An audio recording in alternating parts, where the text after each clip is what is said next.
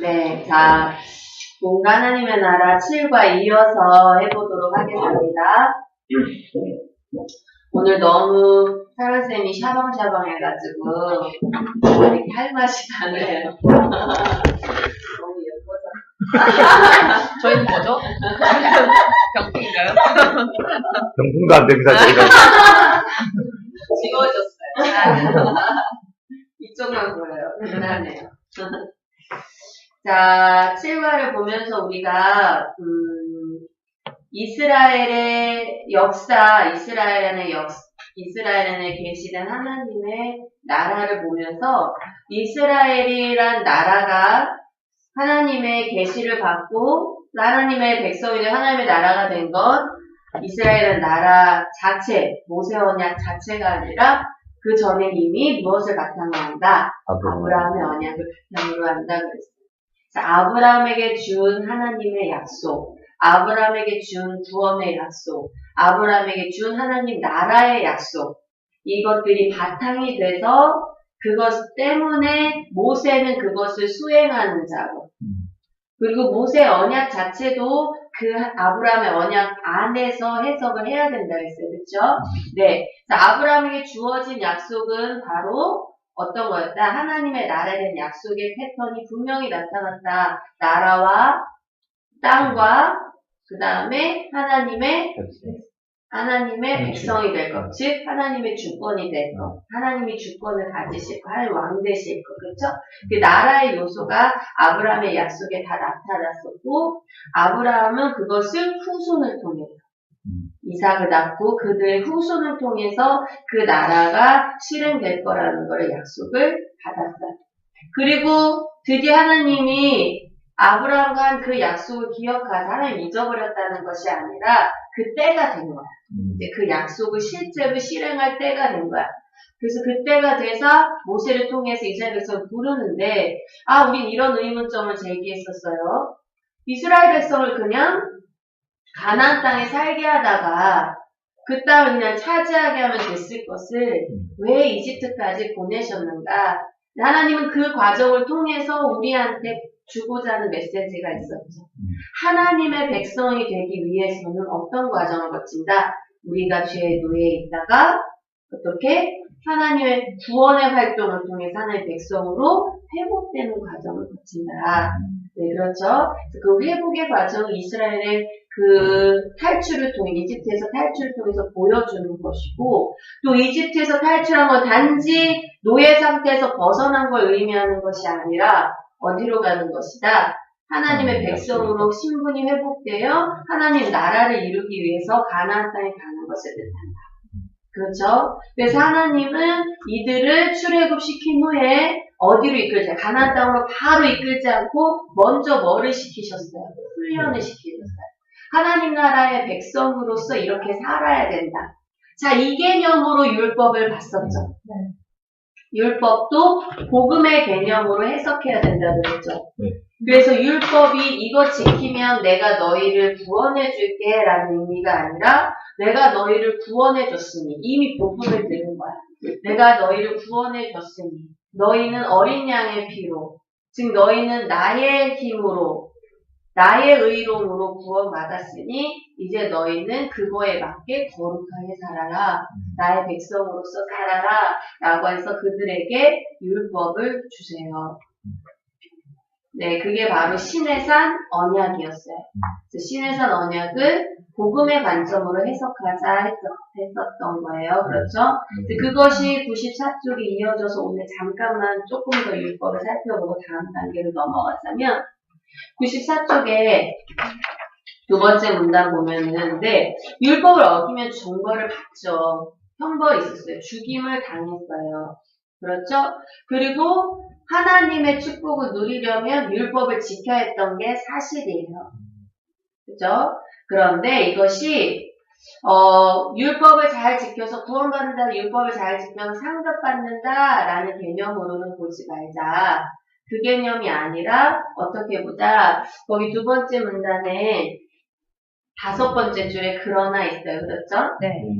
그러나 우리가 주목해야 할 것은 신약이 똑같은 조건들을 제시하고 있다는 사실입니다. 그러면서도 신약의 가르침은 은혜로 구원받는다는 원리를 전혀 깨뜨리지 않고 있는 것입니다. 이게 무엇이냐? 여러분 신약을 살펴보면 로마서, 에베소서 뭐 이런 거 다 살펴보면 먼저 무엇을 말해요? 너희가 은혜로 구원받았다는 교리들을 먼저 말하고 있어요. 그렇죠? 그리고서는 후반부에 로마서 12장이나 에베소서 5장이나 후반부에 뭘 얘기합니까? 너희가 그러므로 너희가 어떻게 이렇게 살아야 된다. 너희가 구원받은 자로 거룩하게 살아야 된다. 라는 원리를 제시하고 있죠. 우리는 그것을 보고 행위로 구원받을 수 있다라고 생각하지 않죠. 먼저 은혜가 주어졌구나. 그러니까 우리는 하나님 백성이렇게 살아야 되겠구나 라고 신약을 보면서 로마서 보면서 생각하잖아요. 물론 어떤 데는 그거 자체도 율법을 해석하는 사람들이 있어요. 네. 삐리리드가 있어요. 삐리리드. 삐리드. 아바드. 네. 네. 이거 우리만 보죠? 네. 그 단체 같은 경우는 이제 박모 목사님의 이렇게 얘기를 들으니까 신약도 그런 부분도 해석을 할 때 여기서 거룩하게 살라고 했잖아요. 이렇게 행위를 하라고 하더니 그러니까 행위로 구원을 받는 것이다. 행위를 지켜야 이제 율법을 지켜야 인정받고 상받고 뭐 이런 것이다. 이렇게 얘기를 하는 거죠. 네. 그런데 여기 보면 다시 볼게요. 이처럼 구약 성경과 신약 성경 둘 다에서 하나님의 백성 모름지기 부르심에 합당하게 거룩함을 나타내야 한다는 원리가 작용하고 있는 것입니다. 자, 따라서 이 원리를 고의적으로 경시한다면 그것은 우리가 하나님의 백성에 속하지 않았다는 사실을 명백히 입증하는 것입니다. 요거 좀 이해 가세요? 여러분, 어찌 보면 결과론적으로는 똑같아요. 네. 율법 잘 지켜서 구원받은 사람으로 이렇게 드러내는 것이나, 구원받고 율법 지키는 것이나, 결과론적으로는 뭔가, 그리스도인은 뭐를 해야 돼? 뭔가 거룩한 삶을 살아야 되고, 깨끗한 삶을 살아야 되고, 율법적인 삶을 살아야 되는 결과론적으로 똑같아 보이죠. 네. 그러나 이게 그 안의 핵심에 하나님은 심중을 보시기 때문에 안의 핵심에 그것을 어떤 의도를 지키는가 하나님은 다 보셔요. 그걸 다 아셔요. 그래서 이 율법을 이것이 상급을 받기 위해서 이거를 율법을 지키면 복 받는 데 쓰니까 혹은 율법을 지켜서 구원받기 위해서 율법의 의도로 사용한다면 한참 율법의 의도를 잘못 알고 있는 거고 또 그 사람은 하나님의 뜻을 잘못 이해하고 오해하고 아니면 그것을 잘못 이용하고 있을지도 몰라요. 율법을 지켜서 자기 삶의 복을 구하는 도구로 잘못 이용하고 있을지도 몰라요. 우리가 종교들을 그렇게 사용하잖아요. 그렇죠? 네, 그런 선행들을 함으로써 하늘에서 내리는 복을 받기 위해 종교들을 사용하죠. 그래서 선행을 하죠. 네. 정말 여러분, 길 가다가 누가 거지가 앉아 있어요. 여러분이 돈을 줄 때에 그 사람이 정말 불쌍해서 줘요? 아니면 그냥 지나치게 찜찜해. 하나님 보고 계신데 그냥 찜찜해. 이렇게 지나가도 좀 될까? 어떤 이런 마음으로 돈을 주세요. 둘 다 들어요. 네, 저는 찜찜한 마음도 들어요. 근데 저는 그게 어찌 보면 그게 내 유익이기 때문에 그런 것 같아요. 그러니까는 하나님이 나를 보시 내가 괜찮아야 되니까. 괜찮아야 되니까. 그 사람이 정말 가엾고 불쌍하고 내가 마땅히 하나님께 먼저 받은 자로서 돕는 게 당연해서 그냥 거저주는 마음이 아니라 그냥 지나가기 찜찜한 하나님이 보고 계시니까 이렇게 안 하면 내가 왠지 좀 불충한 좀 그리스도인이 아닌 것 같아서. 네. 이 저변에 그런 게 깔려 있다면 이제 사람 심리가 그렇단 말이에요. 율법을 어떤 식으로 적용하게 될까요? 이거를 지켜서 하나님 보고 계시니까 이거 잘 지키면 뭐 좀 인정받고 복 받고 네, 안 지키면 벌 받을 거 같고 그렇죠? 네. 율법을 그런 의미로 생각할 때가 많이 있다는 거죠. 그것이 아니라 우리가 율법을 어떤 의미로 보자는 걸까요? 하나님이 나를 구원하셨다. 은혜로 나를 인도하셨다.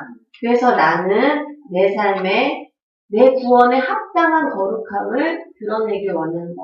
합당하게 하나님의 거룩함에 맞춰서 살기를 원한다. 라는 개념으로 우리가 율법을 지켜야겠죠. 상급받기 위해서가 아니라 내 삶에 하나님의 거룩함이 드러나는 거예요. 그래서 사실은 이 성화의 과정도 성령님의 도움 없이는 어려운 거예요. 인간이 참으로 위선적으로 이 율법을 자기의 유익을 위해서 지키는 경우가 생기고. 거기 밑에 작은 글씨로 각주가 나온 걸 한번 볼게요. 구약 성경과 신약 성경에서 우리는 어떤 것의 근본적인 원인 또는 근거와 방편적인 원인 간의 구별이 있음을 분명히 보게 됩니다. 이 말이 뭔지 볼게요. 여러분 어떤 일이 일어나는데 거기에 근거가 있고 방편이 있어요. 자, 믿음 없이는 구원받을 수 없습니다. 그쵸? 그러나 반면에 믿음 때문에 구원받는 건 아니에요. 자, 이해 가세요? 믿음 없이는 구원받을 수 없는데 믿음 때문에 구원받는 건 아니에요. 믿음은 방편이에요. 구원받기 위한 필요한 수단, 방편이에요. 근데 믿음이 근거는 아니에요. 구원의 근거는 뭐라고 나옵니까? 그리스도의 의로우심. 하나님이 여러분을 구원한다 했을 때 너를 내가 왜 구원해 줄까? 내가 믿음이 있으니까요? 아니에요. 왜 구원해 줄까? 그리스도의 의로움이 전가돼서. 그래서 구원해 주시는 거예요. 믿음은 뭐예요? 그것의 통로가 되는 거죠. 방편이 되는 거죠. 마찬가지로 우리는 거듭남이 구원의 근본적인 원인이거나 근거는 아닙니다. 만일 그것이 근거였다면 그리스도께서 전혀 죽으실 필요가 없는 것입니다. 그러니까 근거는 반드시 뭐예요? 그리스도예요. 구원의 근거는 그리스도예요. 믿음도 거듭남도 단지 그 구원이 우리에게 오는 통로일 뿐이죠. 그러니 여러분 제가 초반에 복음에 더할 것이 없다라는 얘기 생각나시죠? 복음에는 더할 것이 없어. 우리의 믿음도 더하지 않아요. 우리의 거듭남도 우리의 행위도 플러스 시키지 않아요. 그냥 복음 자체가 구원의 능력이 있어요. 복음이 있어. 그런데 성령님께서 우리에게 오셔서 믿음을 주셔서 그 구원이 우리 가운데 적용되게 하신 거예요. 그러니까 우리가 믿음이 있어서 구원을 받은 것이 아니라 이미 구원의 근거인 그리스도가 행하신 일이 이미 있었고 믿음이란 통로를 통해서 그것이 우리 삶에 와서 적용이 되는 거죠. 그 근거가 없었다면 아무리 믿음을 가져도 구원을 받을 수가 없어요. 이해 가세요? 아무리 난 구원을 받을 수 있어, 난 하나님을 사랑해도 예수 그리스도에 대한 근거가 없다면 구원을 받을 수가 없어요. 그러니 절대적으로 구원은 인간의 행위가 아닙니다. 그리스도가 다 이루신 거예요. 그리스도가 다 이미 행하신 거예요. 거기에 성령이 오셔서 우리에게 믿음이라는 걸 부어주셔가지고 그 믿음을 통하여서 그래서 뭐라고 나옵니까? 어디에서? 에베소에는 뭐라고 나옵니까? Through faith by grace. Through faith by grace. 은혜로 말미암아 믿음으로 구원 얻었다는. 그래서 이것은 선물이다라는 표현이 나오잖아요. 에베소서에서. 그렇죠? 네. 이때 이 말을 쓸 때 영어로는 through faith란 말이에요. by grace.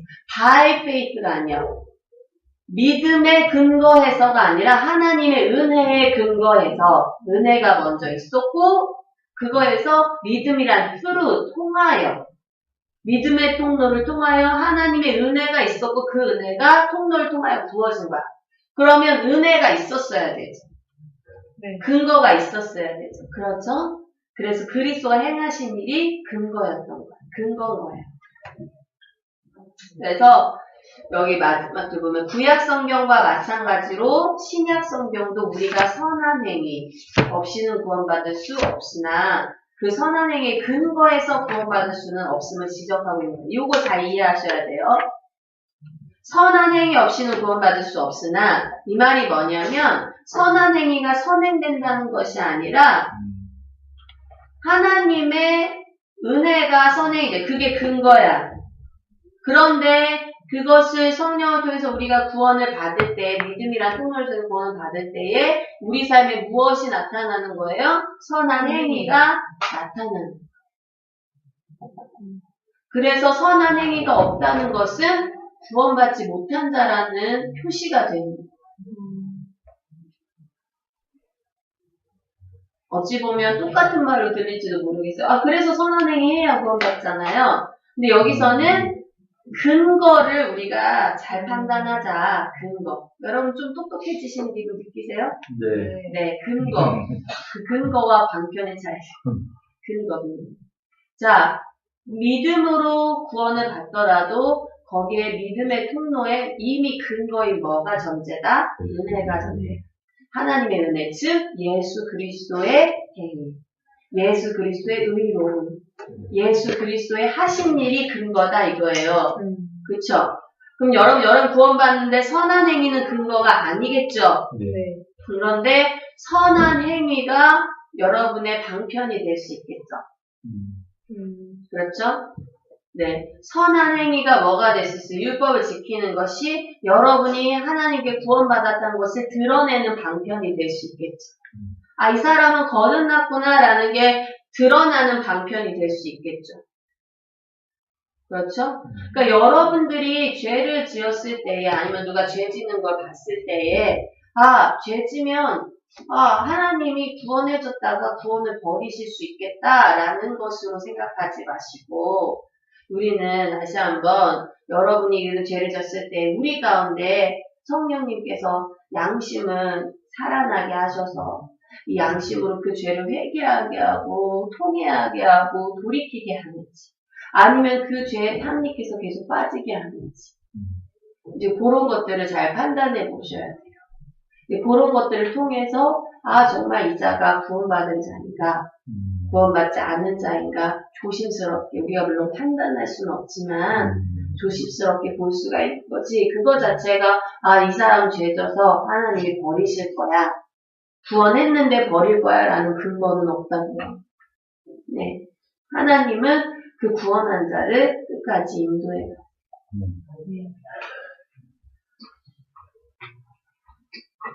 자, 95쪽 첫째 줄 다시 한번 중요하게 얘기합니다. 구약 성경에서 거룩하란 요구는 이미 하나님께서 구원을 베푸셨다는 데에 기인하는 것입니다. 자, 이제 율법이 조금 명확해지셨어요? 이과 더불어 여러분이 RC10%의 언약책을 다시 한번 읽어보시기 바래요. 언약책 읽어보셨던 분? 이따가 말았던 거. 이따가 말았어요. 제게 기회를 주신다면 6월 23일날 저 다시 옵니다. 그 기회를 주신다면 제가 언약하기를. 좋아요. 근데 이걸 들으니까 거기에 대한 이해가 좀 되는 것 같아요. 네. 그 부분. 네. 약속만 이렇게 받아들였지, 그게 어떤 약속인지 솔직히 이러면서 가져갔는데, 이걸 보니까, 그래서 이 책이 붙는, 네. 다른 책에도 보는구나. 네. 그래서 이거를 트리플 스쿨에 뚫고 가야 될 첫 번째 책이거든요. 첫 번째 책에 가장 경시한 부분이 있었죠. 너무 좋습니다. 자, 이제는 또 다른 율법을 한 단계 갔으니까 이제 약속의 땅에 들어감과 거주함을 한번 봅시다. 자, 그래서 시내산에서 그래서 율법을 받았어요. 그렇죠, 여러분? 하나님의 백성으로서의 이렇게 살아야 된다라는 것을 배웠어요. 그런데 안타깝게도 그런 백성들이 가데스 바네아에 가가지고는 12정탐꾼에 딱 갔는데 2명 빼고 나머지가 헛소리를 했죠. 네. 그래서 이 사람들이 또다시 무엇을 합니까? 독립하겠어. 필요 없어. 독립하겠어. 이미 사실은 시내산에서 올라갔을 때도 이미 금송아지 만들고 별 지랄을 떨면서 이미 저 전조가 보였어. 이미 보였는데 진짜 여러분 진짜 출애굽기 보면서 우리 이스라엘 백성도 욕하지만 이스라엘 백성들만 욕할 일이 아니에요. 우리도 그렇고 참 우리 만나는 사람들도 그렇고 참 지랄 탈 때가 있어요. 지랄이야. 하나님을 얼마나 지랄이야. 그렇지 않아? 그렇게 하나님 구원해주고 그 예배 시간 그렇게 눈물 콧물 다 흘리면 그렇게 해놓고서는 다음날 싹 얼굴 바꿔가지고 딴짓하고 있고요. 네. 자기가 주인 되는 삶이 여전히 살고 있는. 근데 이 사람들이 그런 전조를 보이더니 기어이 그 약속의 땅 앞에서 기어이 하나님을 배신하고 거부하고 하네요. 그 결과로 40년 방황. 40년의 기간 무슨 기간? 모든 1세대가 죽어. 모든 1세대가 죽어. 저 옛날에 예전에는 어떻게 생각했냐면 여호수아와 갈렙만 들어갔다 해서 2명만 들어갔다. 2명만 들어갔다 이렇게 있는데 1세대가 죽었죠. 그리고 광야에서 난 2세대가 들어가고 1세대 중에 여호수아와 갈렙만 들어갔다는 얘기죠. 그러나 그 죽은 1세대에 레위인은 속하지 않았어요. 왜냐면 레위인은 태어날 때부터 계수를 해요. 자, 이스라엘 백성은 20세 이상 군대에 나갈 수 있는 자를 계수하잖아요. 그 계수한 자가 이제 1세대가 죽었다고 보면 돼요. 그런데 레위인은 태어날 때부터 하나님께 뭐 돼 있어? 구별돼 있어. 속해 있어. 그래서 태어날 때부터 계수를 하는데 태어날 때 그 사람들은 군대 계수가 아니라 무슨 계수일까요? 하나님을 섬기기 위한 계수. 네. 그래서 그 사람들은 1세대 죽음에 들어가지 않았는 걸로 보죠. 그래서 또다시 들어갈 때는 처음에 출애굽했던 인원과 거의 맞먹는 인원이 가나안 땅에 들어가게 됐죠. 자식 참 많이 낳았어요. 그렇게 죽었는데 자식을 그렇게 많이 낳아가지고 알게 돼요. 자, 그래서 모세는 그 지도권을 누구한테 줬을까요? 여호수아한테 줬어요. 그리고 신명기. 뜻이 이름이 뭘까요? 신명기의 뜻은 두 번째 율법. 여러분 구파할 때 여러분 이거 다 했었죠? 네, 두 번째 율법. 두 번째 율법으로 거기에서 한 번 더 모세가 이 뜻을 가나안 땅에 가는 뜻을 한 번 더 설교를 해줘요. 하나님이 이렇게 너희들을 구원했지. 모세 설교가 어떤 식으로 돼 있어요? 과거, 현재, 미래 이렇게 돼 있잖아. 그래서 하나님이 너희를 이렇게 40년 동안 인도했지 얘기하고 그러니까 너희가 지금 여기 있으니까 앞으로 이렇게 섬겨라 라고 얘기하는 거죠. 그래서 그런 설교로 돼 있어요. 그래서 다시 한번 하는데 하나님께서는 이 이스라엘 백성은 이렇게 몇 번이고 반역하고 몇 번이고 패역한 이스라엘 백성을 계속 이끈단 말이에요. 그렇죠? 네. 그래서 하나님께서는 모세한테 이런 얘기도 사실 했었어요. 내가 너만 데리고 가지. 근데 모세가 아닙니다. 하나님 그러면 안 됩니다. 이 백성을 안 데리고 가시면 저도 못 갑니다. 막 이러면서 이까죠. 근데 사실은 그것이 하나님께서 진짜 이 백성을 버린다는 의도가 아니었죠. 근데 하나님께서 이 백성을 끝까지 이끌고 가세요. 이유가 뭘까요? 그것은 이들의 행위에 달린 문제가 아니었어요. 이들이 그렇게 반역한 애들을 끝까지 지키고 한 건 뭐에 달려있는 문제일까요? 하나님의 약속에 달린 문제. 세상에 이렇게 패역한데 노아를 살리신 건 하나님의 약속에 달린 문제. 하나님이 아브라함한테 한 약속을 지키기 위해서 노아를 살리셨어요. 그렇죠? 그래서 하나님께서 이스라엘 백성을 그렇게 패역하는데도 살리신 건 하나님이 우리를 향한 태도를 보이세요. 우리를 향한 태도가 무엇인 거예요? 우리의 행위에 상관없이 하나님의 약속에 근거합니다. 그러니까 우리에게 구원도 약속하신 거라면 그 구원이 우리의 행위에 상관없이 이루어지는 것이죠. 어디에 기댈까? 하나님의 신실하심. 하나님의 신실하심에. 그래서 하나님은 그 사랑으로 인해서 노아를 남기셨을지 이스라엘 백성 가운데도 그들이 계속 반역하는데도 그들이 반역해서 그들을 벌줄지라도 그 중에 계속 하나님을 따를 자들을 남기시고 이어가시는 거죠. 그 약속을 지키기 위해서. 우리는 그 자들을 remnant, 남은 자라고 불러요. 남은 자.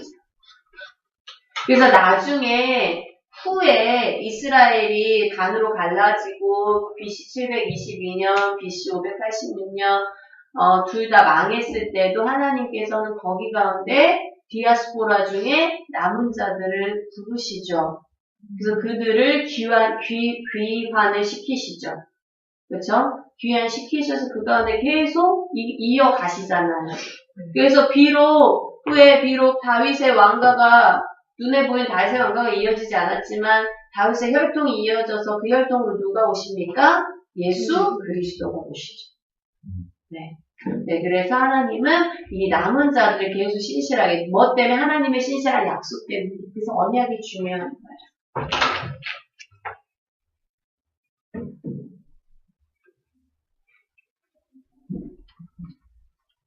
자, 신명기 6장 20절, 25절 가볼게요.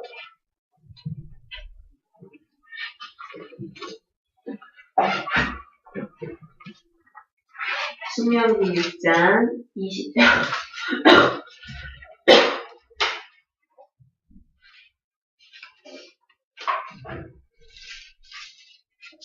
신명기 6장 20절, 25절. 후일에 내 아들이 내게 묻기를 우리 하나님 여호와께서 명령하신 증거와 규례와 법도가 무슨 뜻이냐 하거든. 율법의 뜻에 대해서 묻고 있죠.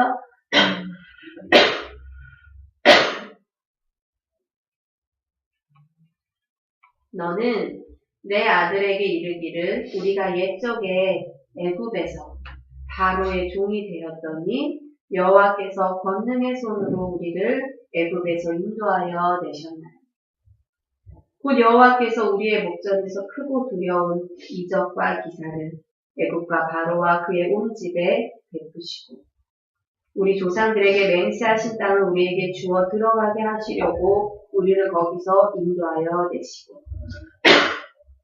여호와께서 우리에게 이 모든 규례를 지키라 명령하셨으니 이는 우리가 우리 하나님 여호와를 경외하여 항상 복을 누리게 하기 위함이며 또 여호와께서 우리를 오늘과 같이 살게 하려 하심이라.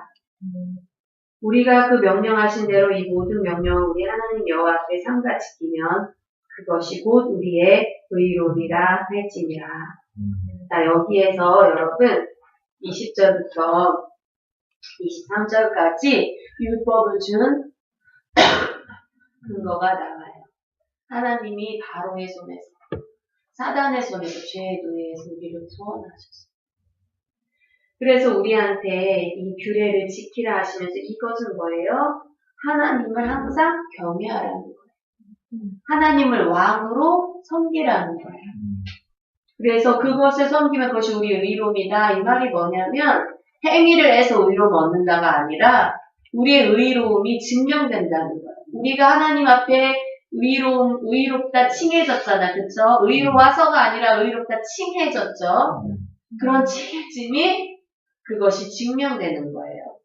율법, 규례와 법도를 지킴으로. 네, 여러분, 율법을 오해하지 마시는 게 율법이 몇 걸음 가라, 몇 걸음 가지 마라, 이게 율법이 아니라 예수 그리스도께서 말씀하신 율법을 지켜야 되는 큰 율법이 무엇이냐 물어봤을 때 예수께서 첫째는 너희 여호와를 몸만과 온전과 온 힘을 다해 사랑하라. 둘째는 이웃을 내 몸과 같이 사랑하라. 그렇죠? 네. 이것은 단지 지켜라 지키지 말아의 문제가 아니라 이것은 하나님을 왕으로 섬겨 경외하고 사랑하고 또 그런 사람이 자기와 함께 사는 이웃들을 돌보고 사랑하는 거죠. 그렇죠? 그것이 바로 신명기 6장 4절 5절 얘기잖아요. 이스라엘아 들으라. 우리 하나님 여호와는 오직 유일한 여호와시니 너는 마음을 다하고 뜻을 다하고 힘을 다하여 내 하나님 여호와를 사랑하라. 여러분 이게 율법이에요. 이게 율법이에요. 그럼 당연히 하나님을 사랑하는 것으로 말미암아서 우리의 구원받음이 증명되지 않겠습니까? 우리가 이렇게 의로움 받은 것이 증명되지 않겠어요? 구원받은 사람이 증명되는 것이 당연히 하나님을 경외하고 사랑하는 것이 않겠어요? 근데 율법을 너무 1차원적으로 보지 마세요. 율법을 오늘 내가 쓰레기 버리고 안 버리고의 문제로 보지 마시라. 오늘 내가 거짓말 하고 안 하고의 문제로 보지 마시라. 그 문제를 보지 마시고 내가 하나님을 사랑하는 내가 하나님을 정말 사랑해서 그분의 영광을 위해서 살고 싶은 문제. 이 문제로 바라본다면 전체 우리의 삶을 하나님의 사랑을 문제로 바라본다면 마땅히 하나님을 사랑하는 삶이 우리의 의로움이 증명되는 삶일 거예요. 우리의 구원이 증명되는 삶일 거예요.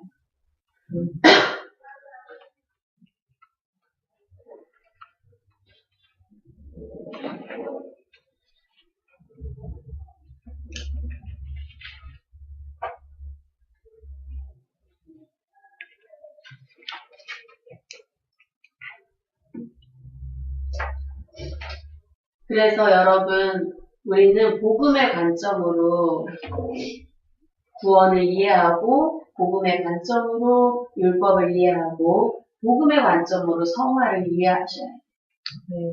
네. 복음으로 시작해서 율법으로 끝나는 자들이 있어요. 분명히 구원을, 복음으로 구원을 받는데, 그걸 알아서 그렇게 간격으로 시작했는데, 살다 보니까 율법으로 성화를 해야 되잖아. 율법으로 끝나는 거야. 이걸 해야지 인정받는데, 이거 해야 내가 그리스도인이라고 할 수 있는데, 근데 그 문제가 아닌 거죠. 성화도 복음의 관점.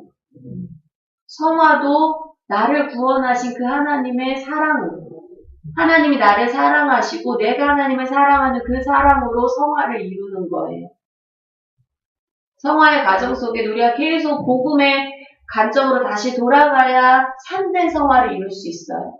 왜냐면 참된 성화는 오늘 내가 이걸 지키는 문제가 아니라 참된 성화는 내가 하나님을 사랑해서 하나님을 닮아가는 것이 더 깊어지는 거죠.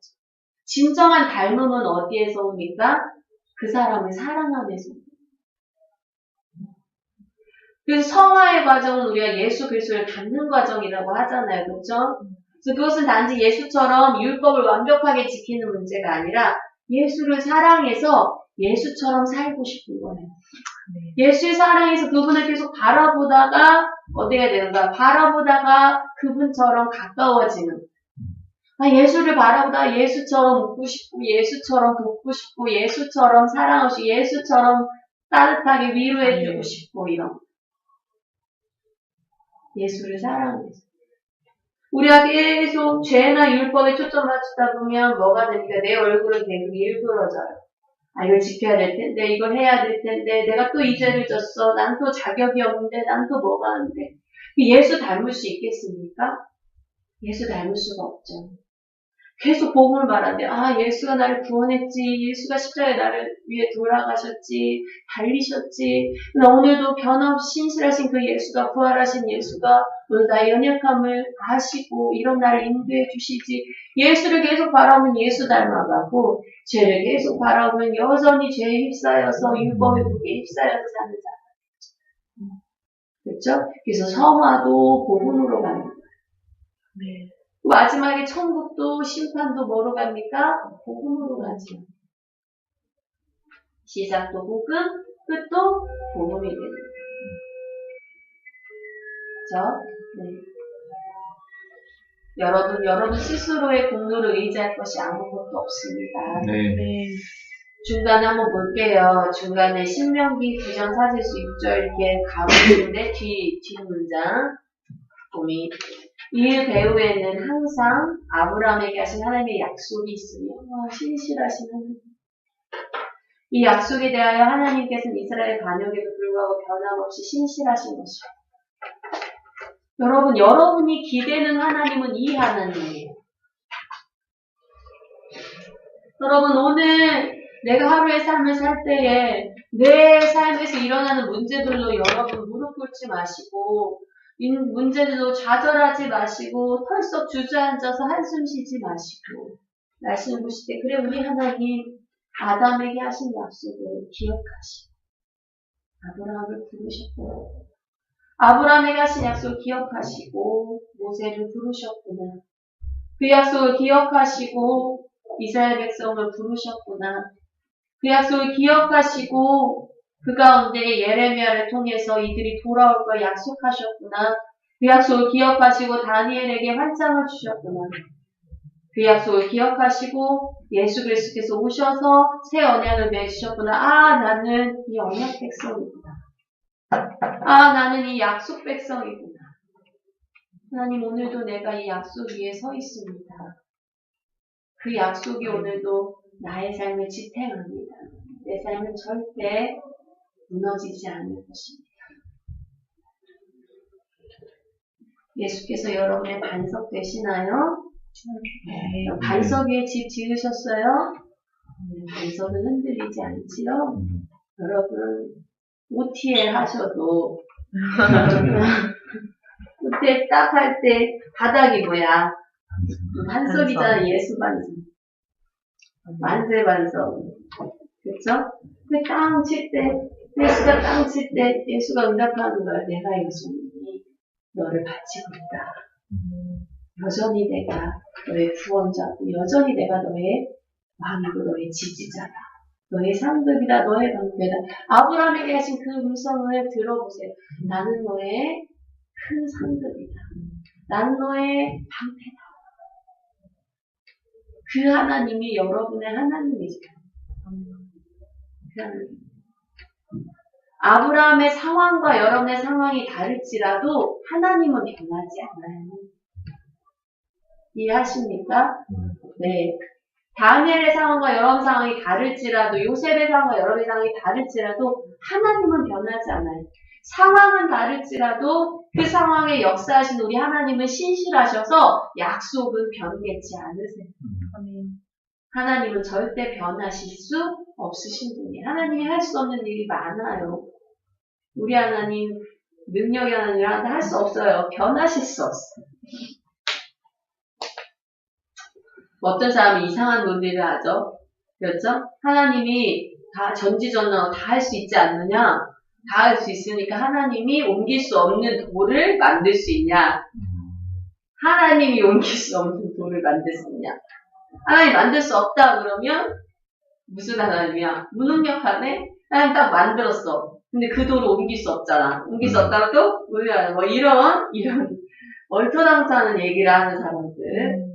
여러분, 하나님이 전지전능하시다는 것은 뭐냐면 하나님의 성품에 반하지 않는, 하나님의 성품에 대적하지 않는 부분에서 전지전능하시다는 것. 하나님 전지전능하죠. 근데 그분은 하나님의 성품에 반대되는 일을 하지 않으세요. 그럴 이유도 없으시고요. 그렇죠? 하나님의 신실하심에 반대되는 일을 하지 않으신다. 하나님 거짓말하지 않으시고 하나님 변치 않으세요.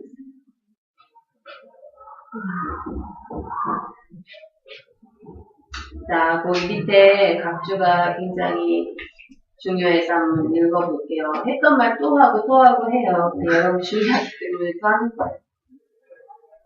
성경에서 복음에 대한 표현은 하나님께서 자기 백성을 구원하시려고 활동하신 역사적인 사건으로 나타난다는 사실은 아무리 강조해도 지나치지 않은 것입니다. 자, 복음이 뭐라고요? 하나님이 구원하시려고 활동하신 역사적인 사건이다. 복음은 주관적이지 않아요. 그러기에 복음은 그리스도의 삶과 죽음으로 이루어진 거룩한 역사인 것입니다. 복음이란 이 역사적 사건에 대한 인간의 반응이 아니며 또한 지금 우리 안에 이루어진 하나님의 일, 즉 하나님께서 거듭나게 하시며 믿는 자를 거룩하게 하시는 그런 일도 아닙니다. 여러분, 성화도 복음이 아닙니다. 복음의 결과예요. 성화도 복음이 아니에요. 거듭남도 복음이 아니에요. 중생도 복음이 아니에요. 복음은 그리스도가 하신 일. 그러니까 내가 누군가가 거듭내냐 안 거듭내냐에 따라서 하나님의 신실하심과 하나님의 그 구원의 활동이 바뀔 수가 없어요. 그렇죠? 네. 그래서 복음은 이미 근거로 제시가 되어 있는. 그래서 구약 성경에서 복음이란 저 밖에서 그리고 저 뒤에서, 즉 역사상 정해진 장소와 시간에 하나님께서 행하신 일에 대한 선포인 것입니다. Out there, back there. 복음은 실체라는 거예요. 저번에도 얘기했지만 복음은 거기 존재하는 거예요. 인간이 보든 보지 못해. 거기 존재하는 거예요. 우리는 기독교도 실존주의의 늪에 빠져 있어요. 그렇죠? 20세기 실존주의의 늪에 빠져서 우리 청소년들 얼마나 실존주의의 늪에 빠져 있습니까? 보여야 존재하는 거야. 느껴야 존재하는 거야. 하나님이 내게 기적을 해야 하나님은 존재하는 거야. 그렇죠? 네. 내 삶의 목적이 내가 목적이 있어서 내가 만들어진 거다라는 생각이 아니라 내가 존재하니까 거기서 이제 목적이 창출돼요. 그게 인본주의적인 생각이에요. 실존주의. 근데 여러분, 우리는 실존주의가 아니죠. 하나님은 거기 계셔요. 그리고 복음도 이미 거기에 실체로 있어요. 이미 우리가 태어나기 전부터 이미 있었어요. 우리가 느끼든 느끼지 않든 있어요. 그래서 복음은 우리가 느끼는 하나님이 아니라 어떤 객관적인 하나님이 하신 일이에요. 복음 우리가 느껴서 오늘 내가 기도응답 받아서 있는 게 복음이 아니라 복음은 객관적으로 2000년 전에 이루어진 사건이에요. 그 예수는 구약에 나타난 복음을 그분의 몸으로 성취하셨어요.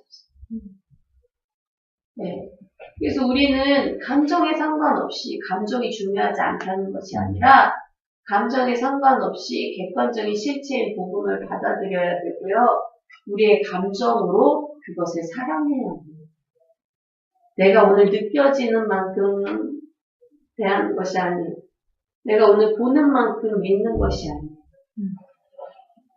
아는 만큼, 보는 만큼 믿고, 보는 만큼 실행하는 것이 그만큼 존재한다고 생각하는 것이 아니라 내가 알지 못하는 바가 크다. 더 많다. 그것들을 기다리고 하나님 계시해 주기를 기다리고 소망하고 소원해야죠. 그렇죠? 네. 여러분은 성숙한 그리스도인이 되셨으면 좋겠어요. 네. 눈에 보이지 않는다고 하나님 살아있어 죽어있어 이러지 않았으면 좋겠어요. 이론이 일어났는데 하나님이 계신 거 맞고 뭐 이러지 않았으면 좋겠어요. 하나님 계셔요. 네. 그래서 하나님께서 이 백성들을 그 복음의 관점으로 이 백성들을 계속 신실하게 이끌고 가시는 거예요.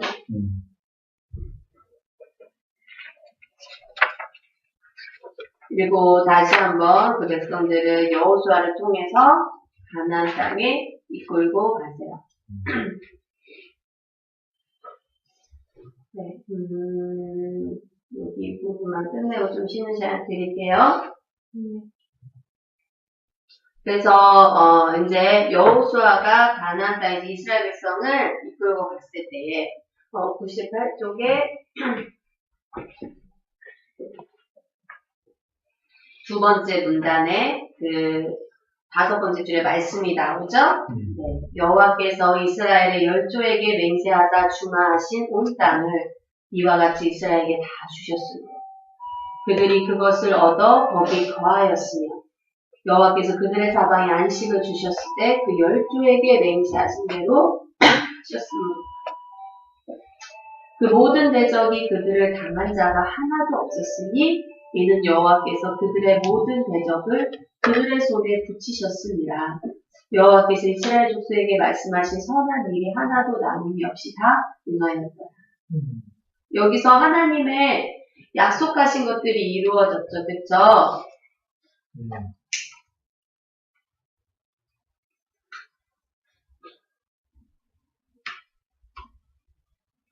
여기에서 거기 뒷부분 다시 같이 읽을게요. 여기서 다시 우리는 하나님의 구원 사역으로 말미암아 그 은혜로운 약속들이 성취된 것이 이스라엘에게 부과된 그 언약의 요구들과 상관없는 것으로 취급되어서는 안 된다는 사실을 주목하게 됩니다. 여호수아는 여호와가 너희들을 구원해줬고 또 너희들에게 약속한 그 땅을 들어가게 하셨다. 그러니까 그리고서 또 여호수아가 유언으로 남기는 말이 뭐예요? 나와 내 집은 여호와를 섬길 것이다. 근데 너희들도 선택하라 라고 얘기를 하거든. 그런데 여기에서 이 부분은 다시 한번 뭐가 먼저예요? 복음이 먼저. 근데 그 복음에 합당한 거룩한 삶이 따라와야 된다는, 하나님 백성의 삶이 따라와야 된다는 것에 순종을 요구하는 거예요. 성경은 뭘로 되어 있습니까? 성경은 어떤 걸로 되어 있어요? 성경은 하나님의 말씀과 또 그것에 대한 순종해야 될 인간의 그 반응으로 되어 있어요. 성경이 이렇게 구성이 되어 있어요. 하나님의 말씀과 인간의 반응. 네. 그래서 여러분, 하나님의 말씀이 먼저 선행합니다. 복음이 먼저 선행합니다. 이것은 몇 번을 강조해도 지나치지 않아요. 근데 그것에 마땅히 인간은 합당하게 어떤 태도를 취해야 될까요? 순종의 태도를 취해야죠. 어렵지 않으시죠? 네, 아주 복음가난의 책이 너무 쉽지 않나요? 책은 쉬운데 삶을 사는 게 어렵네요. 그러니까 계속 예수 바라보세요. 네. 우리 5분 쉬었다가 왕조 시대의 진행 과정. 감사합니다. 7장이 되게 길어요. 그렇죠?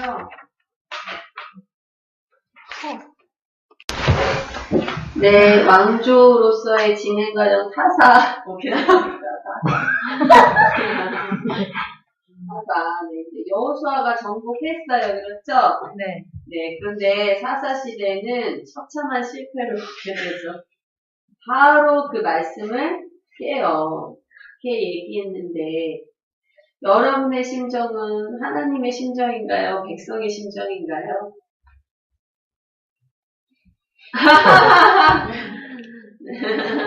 둘 다 느끼시고 있나요? 네. 그래요? 너무 매를 너무 당당하게. 자, 사사기에는 참 문제가 나타나는데 표면적인 문제는 이들이 외부의 세력으로부터 위협을 당하는 거죠. 그렇죠? 네. 그런데 표면적인 문제와 또 저변에 깔린 근본적인 문제가 있어요. 근본적인 문제는 뭐예요? 이들이 외부와 문화가 섞여버린 거죠. 자, 그 왕조에서 진행하는 사사의 두 번째 문단을 한번 보세요. 사사기의 신학은 사사기 2장에 요약되어 있습니다. 적들과의 접촉은 항상 위험을 안고 있었습니다. 이는 그러한 일이 국가의 안전을 위협할 수 있다는 것뿐만 아니라, 그러니까 적들이 쳐들어올 수 있죠. 네. 근데 더 큰 문제는 근본적으로는 이스라엘의 신앙의 순결성을 위협했기 때문입니다. 이스라엘이 딱 사사시대 보니까 언제 적들이 쳐들어왔냐면 적들과 이게 뭐가 됐어? 문화가 혼합되면서 이들의 신앙적인 순결이 더럽혀졌습니다. 그때에 적들이 쳐들어와서 그들이 적들의 짓밟히는 결과를 맺게 됐어요. 네, 그것을 하나님의 벌로 볼 수 있겠고요. 그렇죠? 뭐 이제 그것이 원초적으로 하나의 벌로 볼 수 있겠지만 또 그것이 표면적으로는 그들한테 뭘 보인 거야? 틈을 보인 거죠. 쳐들어올 틈을 보인 거예요. 그들과 문화가 섞이면서 그들의 신을 숭배하고 그들의 문화를 숭배하면서 그들이 들어와서 다스릴 그래서 이렇게 침입할 틈을 보인 거죠. 네. 그래서 이스라엘의 신앙의 순결이 위협됐다. 자, 이건 굉장히 큰일 나는 일이에요. 왜 큰일 날까요? 이건 단지 신라가 백제 쳐들어가고 당나라가 뭐 고구려 쳐들어 이 문제가 아니죠. 이 문제가 아니라 이거는 지금 무엇이 위협받냐면 하나님의 나라가 위협받는 이스라엘이라는 한 국가 얘기를 하는 것이 아니라 이들이 목적이 뭐였어요? 이들의 목적은 거룩한 나라, 제사장 나라, 하나님의 나라가 목적이었단 말이죠. 이들은 하나님의 백성으로 사는 정체성을 지켜야 살 수가 있는 거야. 생명을 얻을 수가 있는 거야. 그 생명이 지켜질 수 있는 거야. 그런데 이들이 신앙의 순결을 잃었다. 더 이상 무슨 정체성이 없는 거야? 하나님 나라 백성의 정체성이 없는 거야. 당연히 그들한테 짓밟힐 수밖에 없지. 여러분, 수르바벨이 성전을 쌓았어요. 그렇죠? 성전을 다시 지었어. 근데 느헤미야 때 돼서 왜 느헤미야는 성벽을 다시 쌓습니까? 성전이 있는데 성벽을 왜 다시 쌓습니까? 성벽의 의미가 뭘까요? 외부적으로는 적들의 침입을 막는 거지만 내부적으로는 순결을 지키는 거란 말이에요. 성벽이 있음으로 말미암아서 외부에 우상 숭배하거나 외부의 타 문화와 이런 것들을 걸러지는 역할을 한다. 내부 순결을 지키는 거예요. 그런 것처럼 이들이 지금 이 이스라엘 나라는 두 가지를 해야 돼요.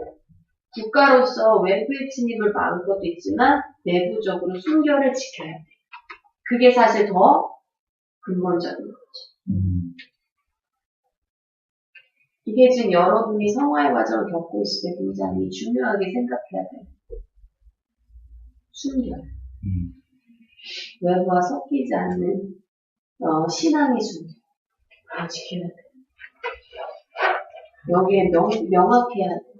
여러분이 다 그걸 말로만 설명할 수 없어도 누구야 뭐 보성이랬나 원석이랬나 누구랑 지원이랑 원석이었어요.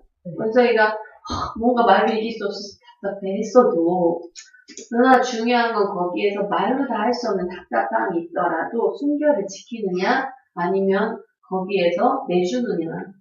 여러분 다 뭔가 말로 이길 수 없어도 내가 말 주변이 딸리나 보다 내가 뭔가 무식한가 보다 이런 생각을 하기 전에 먼저 여러분 순결부터 지키세요. 네. 그런 것 때문에 괜히 자존심 상해하지 마시고요.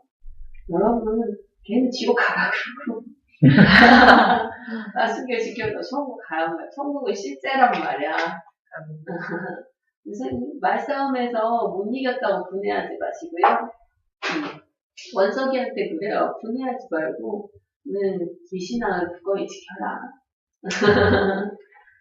말 잘하고 못하고 문제 아니라 하나님은 순결함을 보신다. 네. 자, 근데 이것이 이런 상황들이 순결을 위협하는 상황들이 사실은 언약을 위협하는 상황이 돼요.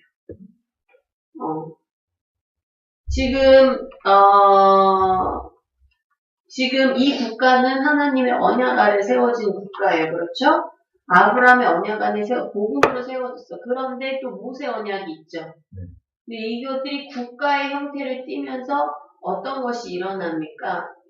국가의 형태를 띠면서 이 모세 언약을 통해서 율법이 주어지면서 이 법을 지키면 너희가 국가로서의 존립을 가진다는 거예요. 여러분 이게 구원한 사람을 구원했다, 버렸다 이 의미가 아니라 국가로서의 존립은 어떻게 이루어질 수 있어요? 이 국가가 정체성을 유지할 때 이루어질 수 있어요.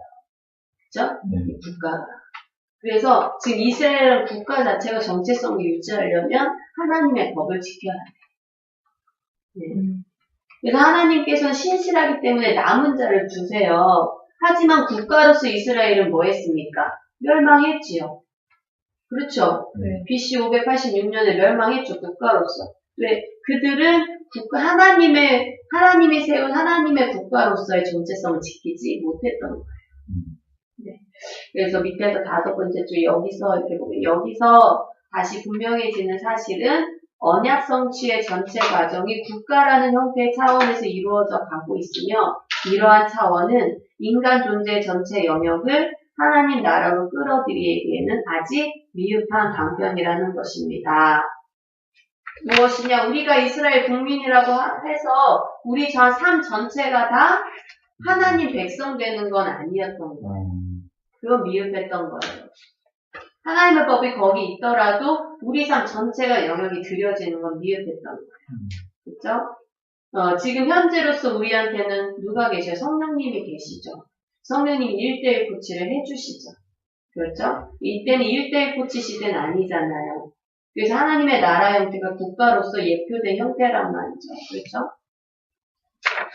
다시 이어자면, 바꿔 말하자면, 국가로서 이스라엘이 겪는 경험들은 하나님께서 일하시는 방법과 하나님 나라가 무엇과 같은지를 보여주는 것이지만, 백성인 이스라엘 사람들이 여전히 죄악되고 반역적인 상태로 있다는 뜻입니다. 네. 그러니까는 이스라엘 백성들이 다 구원받았다는 뜻은 아니에요. 그들이 이스라엘 백성이라 하더라도, 그들이 이스라엘 백성이라 하더라도 개인 구원은 또 다른 문제예요. 개인 구원. 이 국가의 정체성에 따라서 이 국가가 없어질 수도 있고 계속 이어질 수도 있는 거죠. 근데 그 안에 하나님께서는 그래도 역사를 계속 하셔서 남은 자를 주세요.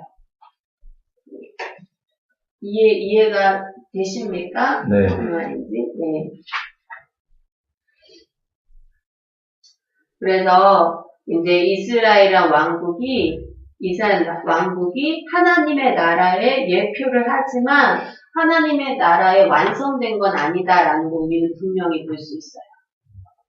그냥 이것은 그림자에 불과한 거죠. 하나님의 나라가 이 상태로 완성이다 얘기하면은 정말 미흡하지 않아요? 백성들이 이 상태로 살고 있는데 이거는 그림자에 불과한 거죠. 네, 거기 가운데 사사들이 막 나타나요. 사사들이 그 반복되는 죄악 가운데도 사사들은 구원을 베풀죠. 이건 또다시 하나님의 구원 활동을 보여주고 있는 거예요. 하나님은 계속해서 그의 백성들을 구원하세요. 네, 출애굽했던 것과 같이 또 중간중간 이스라엘 백성들을 구원해내는 하나님의 구원 활동을 하시고 또 그 활동을 통해서 이스라엘 백성이 하나님의 사랑을 깨닫고 구원받은 백성으로 살게 하세요.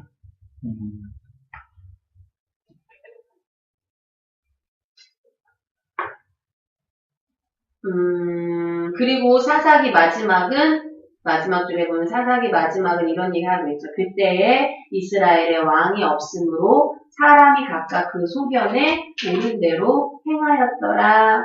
자, 이 표현을 봤을 때 아마 요거는 다윗 왕 때에 쓰여진 것 같아요. 그렇죠? 왕조 시대에 쓰여진 것 같아요.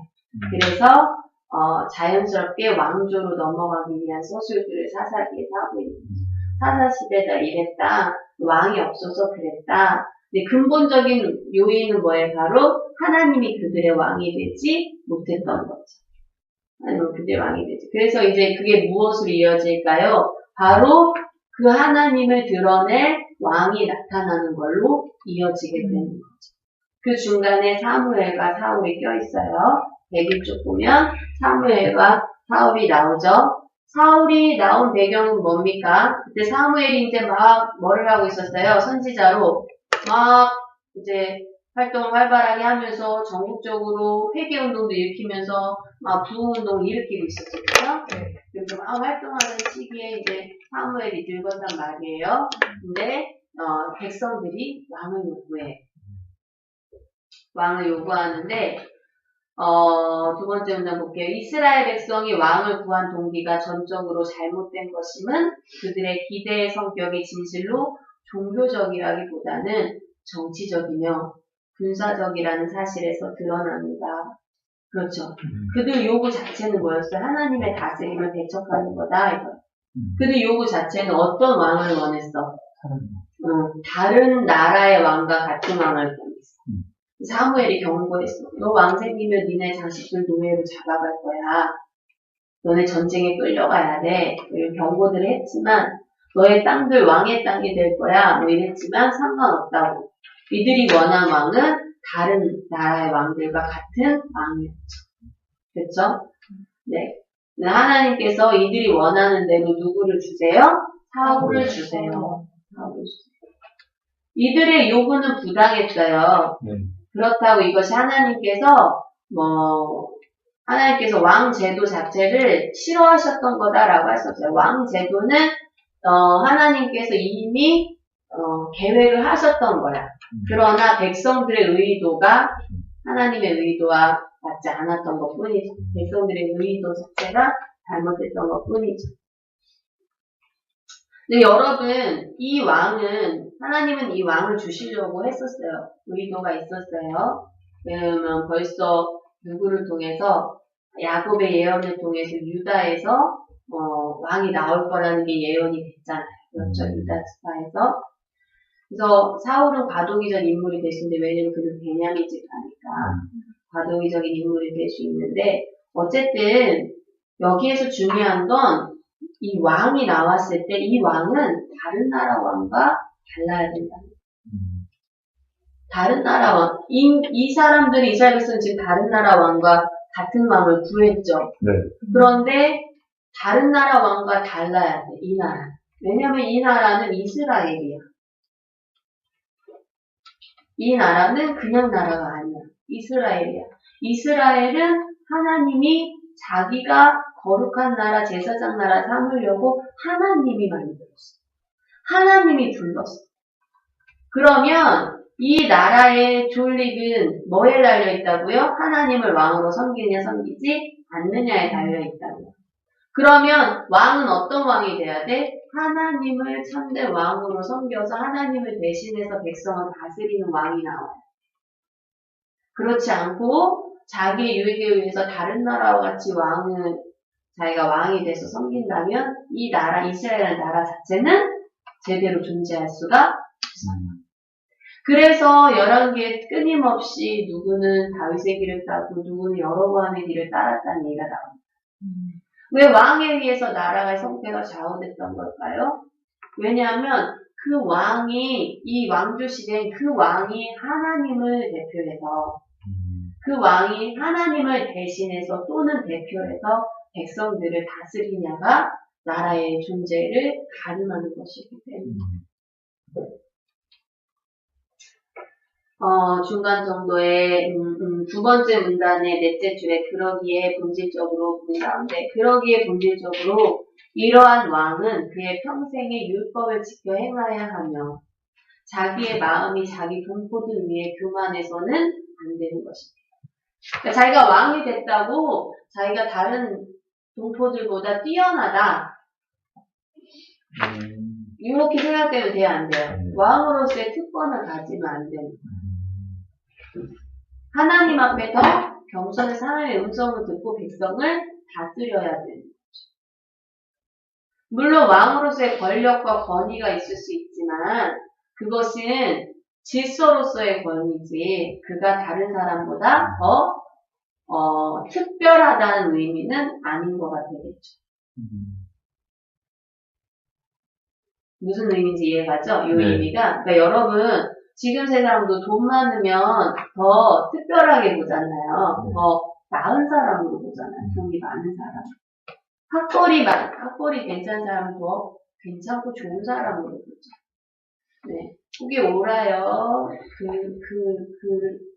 그럽니까? 옳지 않아요. 옳지 않지요. 옳지 않아요. 여기에서 왕이 가져야 될 자세도 마찬가지. 왕이 가져야 될 자세가 내가 이들보다 뭔가 더 잘났다, 특별하다가 아니라 이들을 하나님께로 인도하기 위해서 나는 하나님을 대신해서 이 자리를 가진다. 그래서 왕이 먼저 해야 될 1차적인 요건은 뭐예요? 하나님께 순종하는 거예요. 하나님께 순종하는 거예요. 여러분 알다시피 사사시대의 정치제도는 사실은 굉장히 이상적인 정치제도예요. 그렇죠? 사사시대 정치제도는 왕이 없이 뭐가 있었어요? 각 지파가 각 기업을 분배받고 각 기업에 흩어져서 살았어요. 그런데 그 기업에 그 지파마다 레위인은 자기 땅을 가지지 않고 자기의 기업을 가지지 않고 하나님이 레위인의 기업이기 때문에 각 지파에 흩어져서 살았어요. 이스라엘 백성들은 한 왕을 섬기는 것이 아니라 한 왕 섬겨서 막 이렇게 하는 것이 아니라 각 지파들 흩어져서 자기의 기업 분배 받은 땅에서 누구의 가르침? 레위인이 가르치는 하나님의 말씀을 받으면서 하나님 말씀대로 자기의 삶을 사는 그런 신정정치의 그 나라였단 말이에요. 굉장히 이상적이죠. 그들이 레위인의 말씀을 따라서 열심히 잘 산다면 굉장히 이상적이에요. 왕이 권력을 함부로 휘두를 위험이 없어. 백성들이 서로 평등하게 살아갈 수가 있어요. 그렇죠? 네. 그런데 그것이 인간들의 죄로 무참하게 자기의 옳은 소견대로 하나님을 마음의 왕으로 섬기지 않아서 옳은 소견대로 행하다가 무참하게 나라가 망하는 꼴을 사사기는 우리 반복적으로 보는 거예요. 그래서 이들은 그 원인이 왕이 없다고 생각해서 왕을 달라고 했어요. 그런데 이 나라의 성패는 뭐였어? 그 왕이 다른 나라 왕처럼 권력을 차지하는 왕이 돼서 안 되고 다른 나라와 똑같은 나라로 전락하고 마는 거예요. 어떤 나라가 돼야 돼? 그 왕이 하나님을 섬겨서 하나님을 주인으로 섬겨서 백성들을 온전하게 말씀대로 가르치는. 그러니까 이 왕은 즉 이 눈에 보이는 왕은 눈에 보이지 않는 하나님을 드러내는 역할을 해야 되겠지. 그렇죠?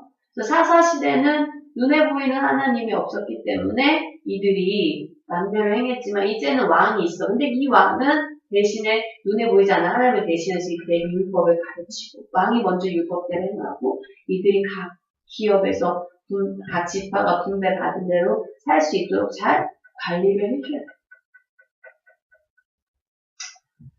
네, 아쉽게도 그게 잘 되지 못했겠죠. 그러니까 이스라엘 백성이 이제 멸망하는 계획을 겪게 되는데 여러분 그것이 지금 그 신정정치가 바로 지금 현재 우리가 가지고 있는 형태예요. 우리 그리스도인들은 하나님이 주신 땅에서 각기 흩어져 살아요.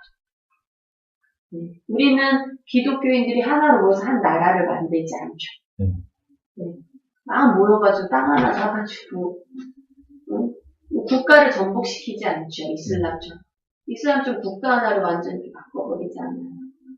우리는 각기 흩어진 땅에서 뭐에 따라서 하나님의 말씀에 따라서 각기 분배받은 땅에서 그 말씀을 지금 하나님을 왕으로 섬기면서 사는 굉장히 이상적인 일이죠. 네. 근데 그것이 하나님이 우리 삶에서 주인이 되시려면 끊임없이 무슨 가르침이 있어야 돼요? 말씀의 가르침이 있어야 되고 말씀대로 순종하고 사는 것이 있어요. 그렇지 않으면 사사시대처럼 우리 기독교인들도 계속 박수는을 거듭하게 되죠. 우리 순교를 위협당하고 뿐만 아니라 우리가 타협을 하고 우상을 숭배. 결론은 뭐가 되지 않으면 하나님이 왕 되시지 않는 거예요. 우리 삶에 왕이 없는 거예요.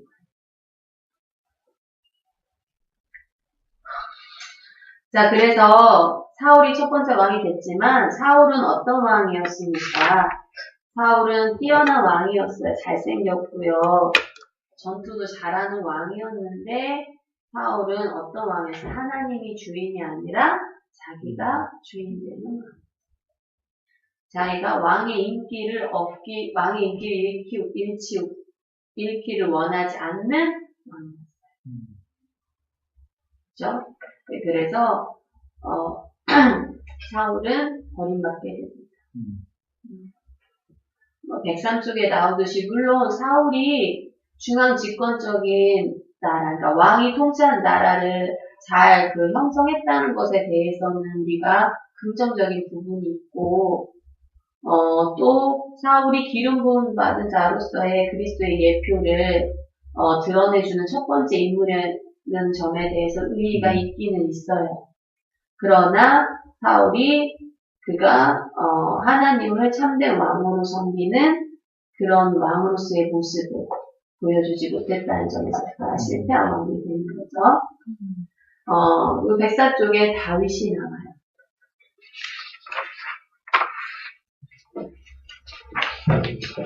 그러면 다윗은 어떨까요? 다윗은 사울을 위해 다윗이 두 번째로 기름 부음을 받았어요. 그렇죠?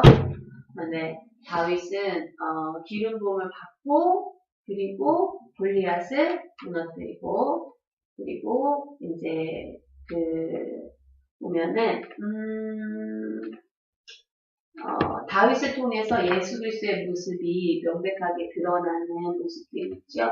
그 마지막 문단을 보면 기름 부음 받은 자로서 다윗이 경험한 최초의 중요한 사건으로 기록된 것은 골리앗을 죽인 일입니다.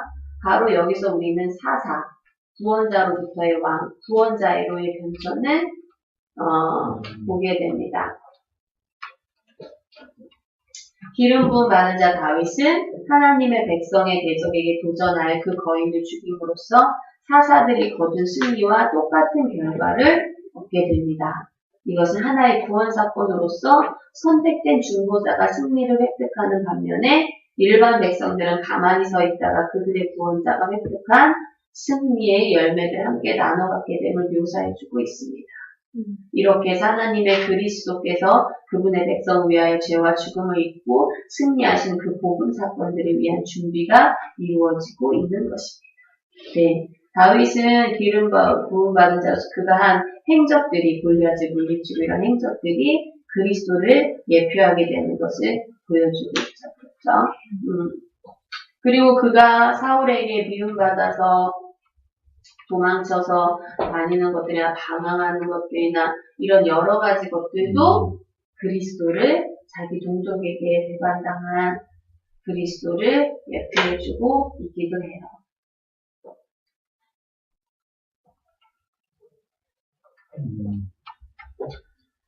그런데 또 다윗은 인간이었기 때문에 그렇죠? 다윗이 인간이기 때문에 마지막 문단을 보면 다윗의 통치는 이제껏 구원 역사를 특징지어온 신정정책 이상과 인간의 죄성이 혼합된 모습으로 계속 나타납니다. 그렇죠? 네, 혼합된 모습으로. 그러니까 다윗이 분명히 그리스도를 예표하는 이제 모습. 그러니까 이 신정정치, 이 왕이 신을 대신해서 다스리는 거. 이 왕이 자기의 나라를 세운 게 아니라. 뽑는 순간부터 왕은 자기가 권력이 있어서 다른 나라처럼 왕이 한 게 아니라 하나님에 의해서 뽑혔잖아. 그렇죠? 그러니까 왕의 다스림을 받는 왕의 나라를 진정한 하나님의 나라를 다스리는 대리자의 왕의 모습을 보여준단 말이에요. 그런데 이런 이상적인 모습을 보여주면서도 또한 다윗은 인간이기에 어떤 모습을 보여줘? 아주 추악한 죄를 짓죠. 그렇죠?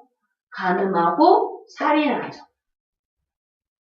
그래서 과연 우리가 사울과 비교해봤을 때 과연 다윗이 뛰어난가?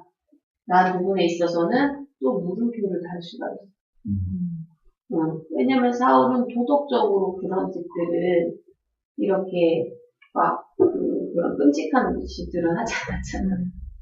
네. 네, 이런 모습을 봤을 때 이런 모습 봤을 때 우리는 뭐를 볼 수 있습니까? 이런 모습 봤을 때 다윗의 나라도 하나님의 나라의 완전한 형태가 아니다. 완전한 형태가 아니다. 우리가 기다려야 될 나라가 있다. 그렇죠?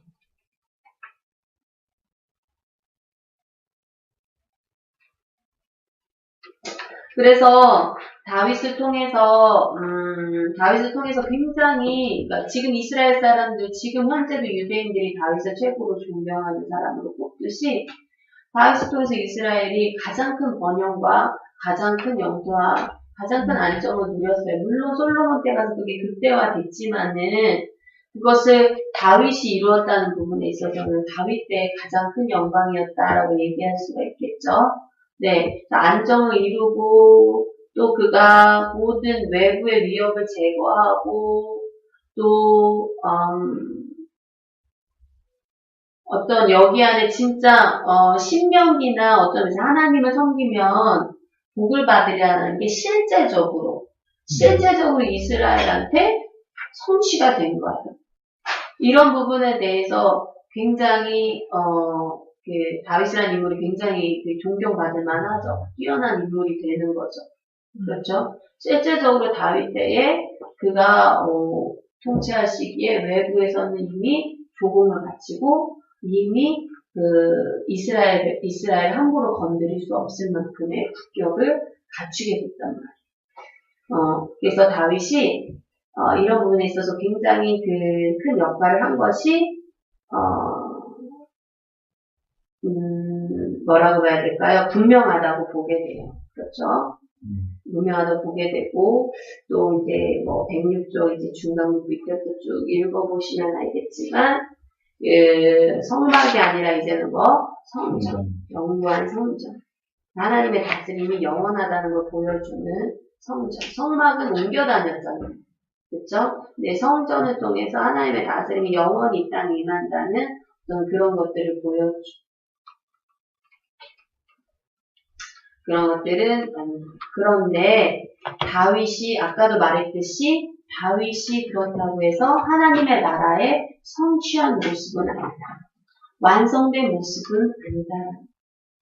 다윗의 삶 가운데도 죄가 혼합되어 있고 이스라엘의 백성 삶 가운데도 여전히 이 나라는 완전한 하나님의 통치가 완전히 성취되는 나라로서의 모습을 보이기는 어려워요. 그리고 하나님께서는 이 다윗에게 영원한 하나님의 나라에 대한 약속을, 언약을 해주세요. 다윗 언약이라는 언약이 나오는 거예요. 110쪽에 다윗 언약에 대한 언약이 1, 2, 3, 4번에서 나오셨죠. 네. 이것도 다윗은 하나님의 나라를 이 땅 가운데 드러낸 인물이지만 그러나 그것이 완성이 아니라 하나님의 나라에 대한 그림자의 역할을 한 것이다. 그래서 하나님이 다윗에게 맺은 다윗 언약이 어떤 걸까요? 이건 보니까 다윗은 하나님에게 처소를 지어드리겠다고 했어요. 하나님, 나는 백향목 궁전에 사는데 하나님은 어떻습니까? 하나님 아직도 장막에 계시네요. 나는 집을 짓고 싶습니다. 이랬어.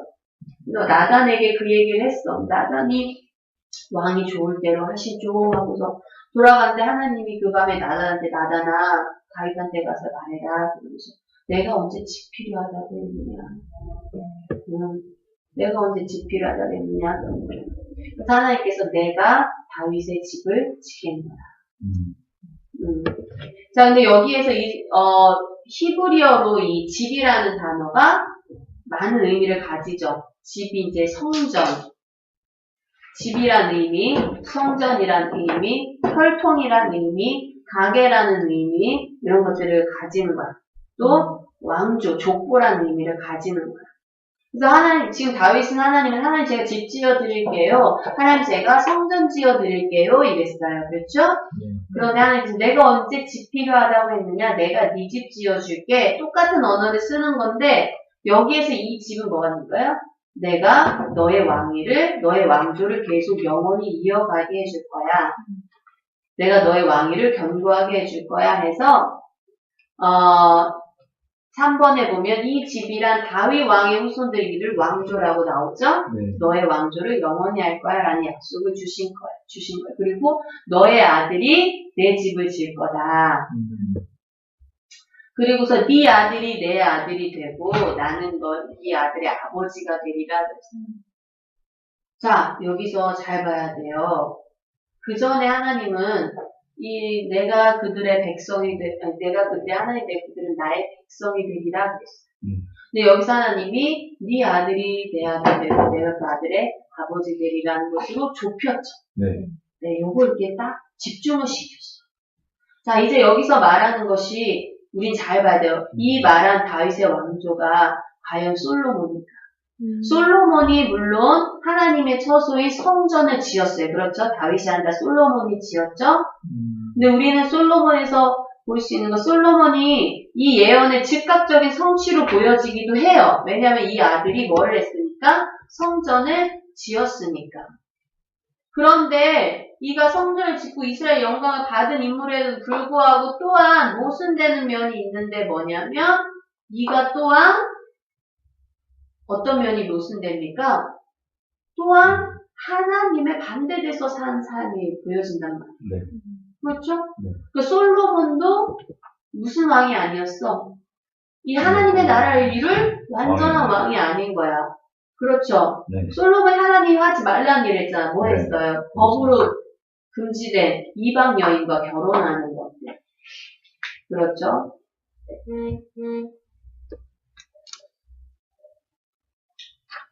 뭐 그러면서 막 그 왕이 자기의 수술을 위해서 뭐 말을 두거나 금을 소유하거나 이런 것들 사실은 율법으로는 금지된 건데 그런 것들 소유들을 자기 소유들을 굉장히 많이 뒀죠.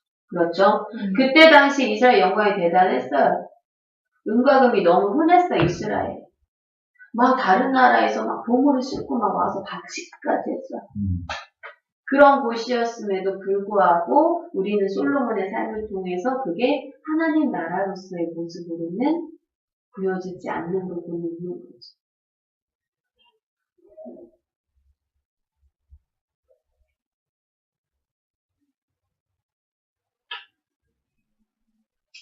(109쪽에) 마지막 문단 한번 볼게요. 109쪽에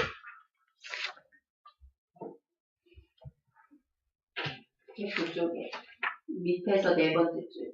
그러니까 결국 솔로몬의 배교가 낳은 궁극적 결과로 이스라엘 존재가 말살되고 말았습니다. 아브라함의 언약에 약속된 모든 것들이 솔로몬에게 성취되었고 또 동시에 상실되었습니다. 그렇죠? 네. 그래서 자 하나님이 약속하신 것은 반드시 이루어져야 되잖아요. 그런데 솔로몬 때 이루어진 것 같은데 상실된 거 여러분은 보시죠. 그럼 어떻게 된 겁니까? 하나님의 약속이 실패한 것인가? 하나님의 약속이 바뀐 것인가? 자, 110쪽을 한번 볼게요. 110쪽 두 번째 줄. 어떤 의미에서는 솔로몬의 통치 가운데서 하나님의 나라가 성취된 것입니다. 그러나 여전히 어떤 것이 결핍되어 있습니다. 하나님 나라의 존재라는 팩토는 분명히 거기에 있으나 그 완성은 아직 이루어지지 않았습니다. 통일 왕국의 언약의 약속들을 성취한 것이라면 그것은 단지 그림자로서 그러한 것입니다. 그러기에 하나님께서 신실하시다면 장차 그 성취의 실체가 나타나야 할 것입니다. 여러분 보세요. 실체가 나타나야 합니다. 그러니까 솔로몬은 실체야 아니야? 아니야. 솔로몬이 하나님의 예언을 단기적으로 성취한 거 보여도 그러나 그것은 실체가 아니야. 사실 하나님이 보이실 영원한 것에 대한 그림자에 불과해요. 그럼 하나님이 다윗에게 약속하신 그 약속, 내가 너의 왕위를 영원히 할게라는 약속은 누구를 가리켜요? 다윗의 계보에서 올 예수 그리스도. 그리고 내가 너의 아들의 아버지가 되겠다. 너의 아들은 내 아들 되겠다. 누굴 얘기하는 거야? 예수 그리스도. 독생자 예수 그리스도. 이 다윗 언약이 왜 중요하냐면 지금 여기에서 다윗의 계보로 이렇게 집중되는 걸 보이죠, 여러분?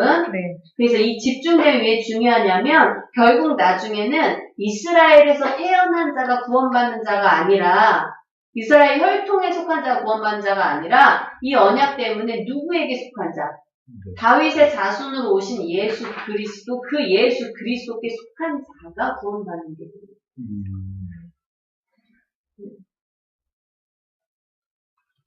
그래서 너의 아들의 아버지가 되리라. 그래서 예수 그리스도의 아버지신 하나님께서 예수 그리스도를 통해서 구원을 이루셨죠.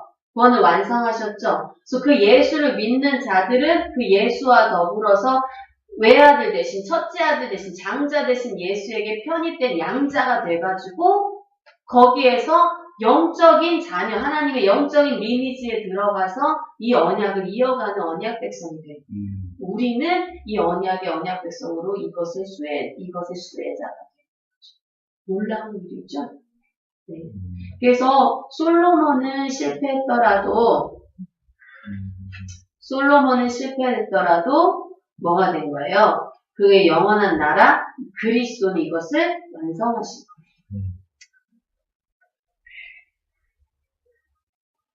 그래서 107쪽의 밑에 각주를 보면은 그 15번 나오죠? 15번.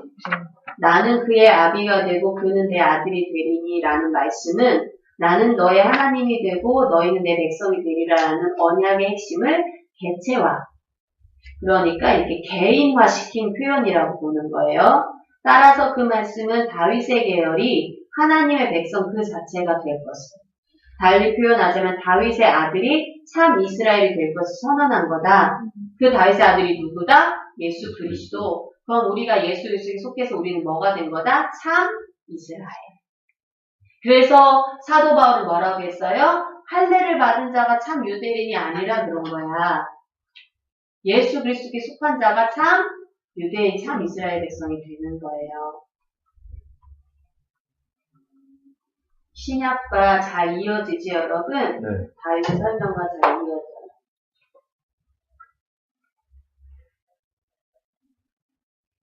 그래서 우리는 다윗이나 솔로몬의 좋은 면들을 보면서 하나님이 세우신 왕으로서의 그 왕의 모습을 볼 수 있지만, 하나님의 대리자이신 모습을 볼 수 있지만, 또한 인간적인 모순된 부분, 죄인의 모습을 보면서 여전히 그것은 완성된 것이 아니라 완성될 자가 있다라는 구원자, 메시아를 기다리는 소망을 가지게 될 수가 있는 거예요.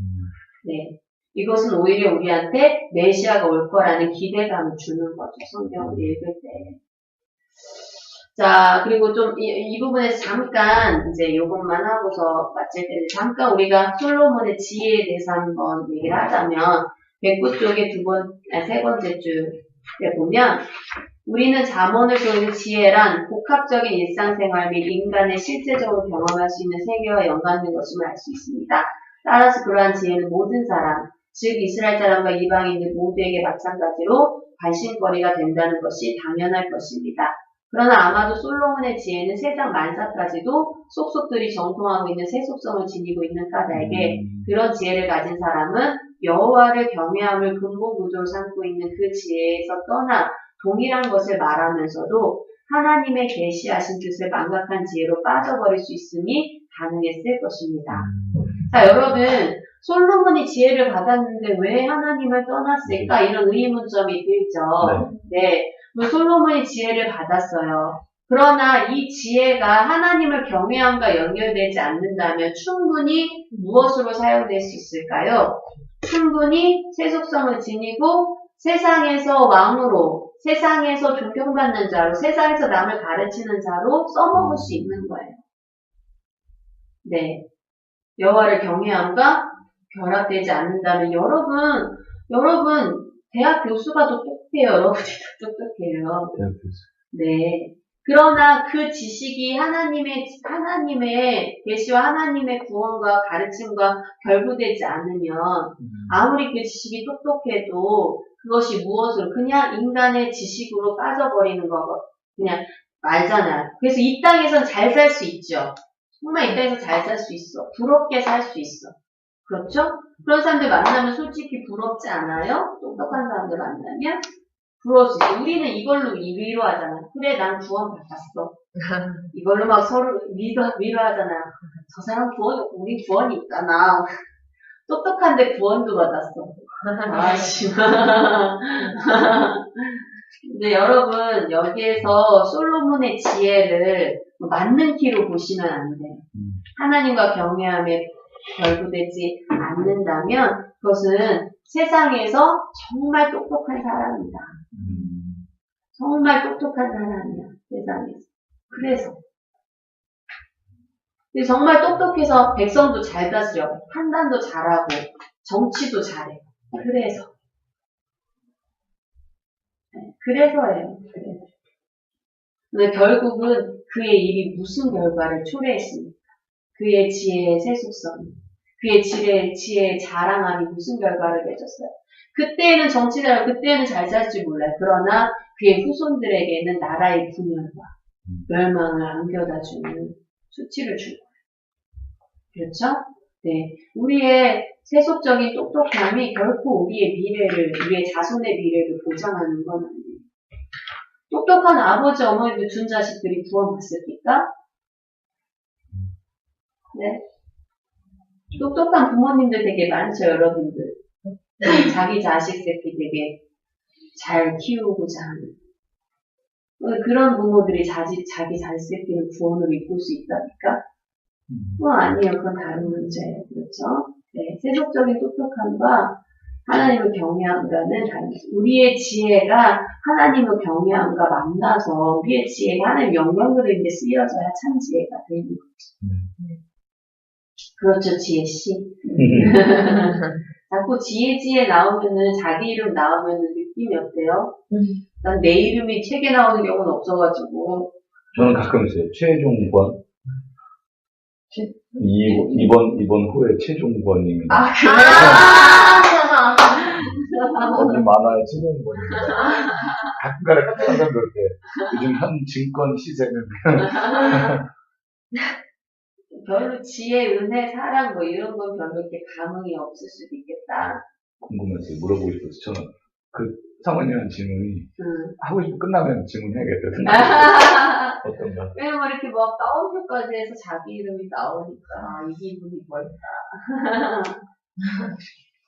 네. 자, 그래서 이것으로써 선지자들은 참 메시아가 온다는 예언을 하게 됩니다. 네, 메시아가 필요합니다. 여러분, 이것이 이스라엘 백성이 실패했다는 것이 하나님의 실패를 얘기하는 게 아닙니다. 이것은 완전한 것을 보내기 위한 하나님의 과정이에요. 구원의 과정이에요.